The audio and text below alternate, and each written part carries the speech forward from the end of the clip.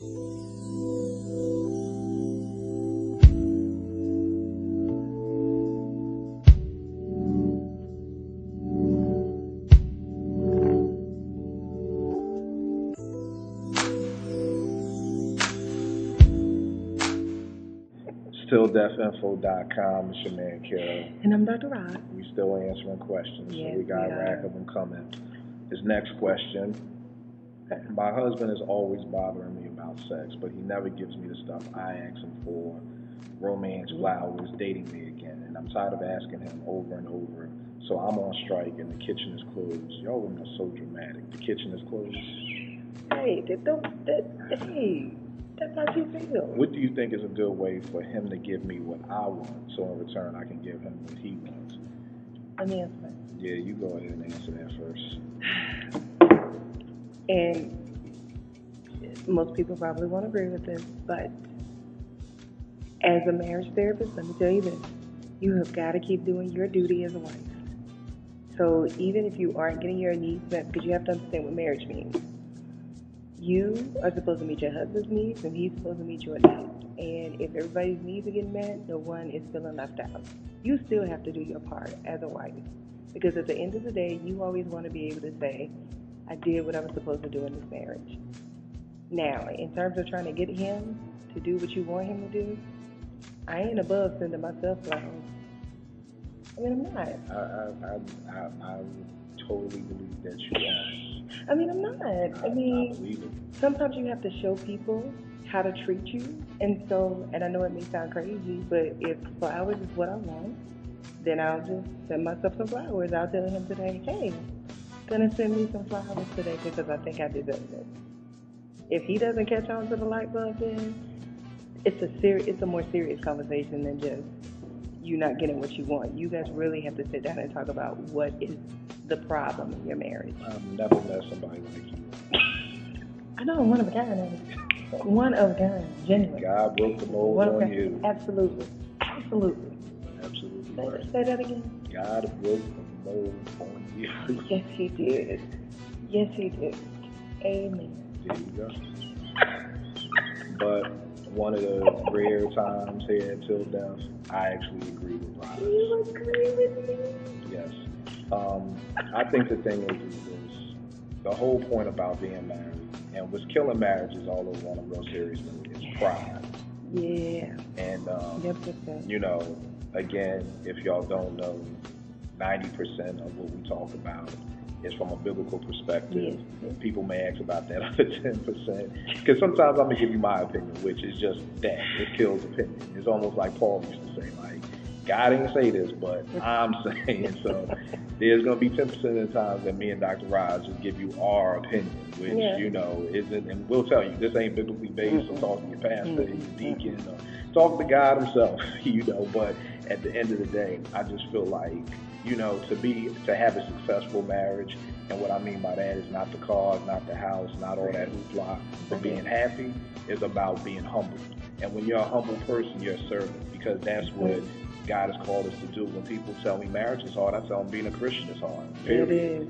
You know, it's about being a servant. And if you don't want to be a servant, truth be told, you need to go try another religion when you're not called to be a servant, because that's what you're called to be, just as a Christian, period. So I think the big thing is just being too prideful in marriage. You know, and you have to be humble. You have to want to serve the person you're married to. I agree. And I'm not saying, like I tell everybody, what I say is stuff I've learned. It's not easy. I'm not saying it like just go do it.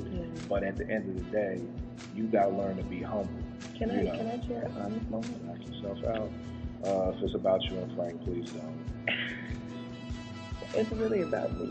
But of course, they have to incorporate him because that's what marriage is. Right. But yeah, it's a good moment. Okay, cool. So, really for real, what I was really dealing with this somewhat in my own marriage, because you get so caught up in thinking about what you want, what your needs, that your needs are getting met, and you kind of can let that overtake you. And sometimes you just have to take a step back to see what is being done, because sometimes we get caught up in the superficial stuff. Like you said, you want roses, You want romance, you want dinner, but is this man providing for you? Like, is he a true provider? Maybe they ain't in the budget to get you roses. Now, don't get me wrong, he can go pick some roses out somebody's yard, but he can be creative. But is that going to satisfy you? And I think oftentimes we get so caught up on what we do for somebody and, what we should get when we're not really looking at the actions that someone is doing for us to show us that they love us. And when I say that, we all have a very different meaning of what love looks like. And so for my husband, I had to realize that his meaning of love was to take care of his family and to provide for his wife. My meaning of love is affection, and because just my whole family is just very affectionate. If you see us all together, we're all over each other hugging or whatever. And not that my husband's not affectionate, because he is, but that's not the first thing he's thinking about when he wants to show me that he loves me. The first thing he's thinking about is my wife taken care of? Are the bills paid? Do we have everything that we need? Have I been a provider? And so maybe you need to go have a conversation with your husband about these things, because it took me having to have that conversation with my husband to figure out where his head was. It wasn't that he didn't want to be like this, romantic person, but at the end of the day, he was stressed out at work because he's doing like 5 or 6 jobs, and he had to work because he needs to be a provider. And so sometimes I think we probably need to take those things into account, which is why I say don't stop doing what you're doing as a wife, because I promise you, don't ever send your husband out the house without sex if you want him to continue to be happy with sex with you, because he will get his needs met somewhere else. Plain and simple. Wow, you've actually been listening to what I've been saying all these years? Yeah. Look at that. I've been listening. You need to put that on a listserv or something, to get more people to listen. But yeah, that was a good point. Yeah, that was a good point. I really did have to sit back and men too. Don't leave your wife. Don't do that. Don't send her out in the world without sex, because she'll get someone to meet those needs too. I just think at the end of the day, and you can get caught up. And here's where you have to. One more point, and I'll let you go. Here's where you have to think logically and not emotionally, because that emotional thinking will get you jacked up all the time. When you thinking about what you're not getting emotionally, will put you in a bad situation. You've got to think logically when it comes to your relationship. Do not let emotion overtake your logical thinking. Wow, we're agreeing on a lot today. I know, that's fun. Must be snowing, and it actually kind of is. So, I just think for men and women, once we become more humble, become more of a servant attitude, that's when I think marriages can begin to become more happy, because then that way needs are met, because what she's talking about is what a lot of marriages do, in which it's just the barter system. It's I come to work every day and you pay me, and if you stop paying me, then I stop coming to work.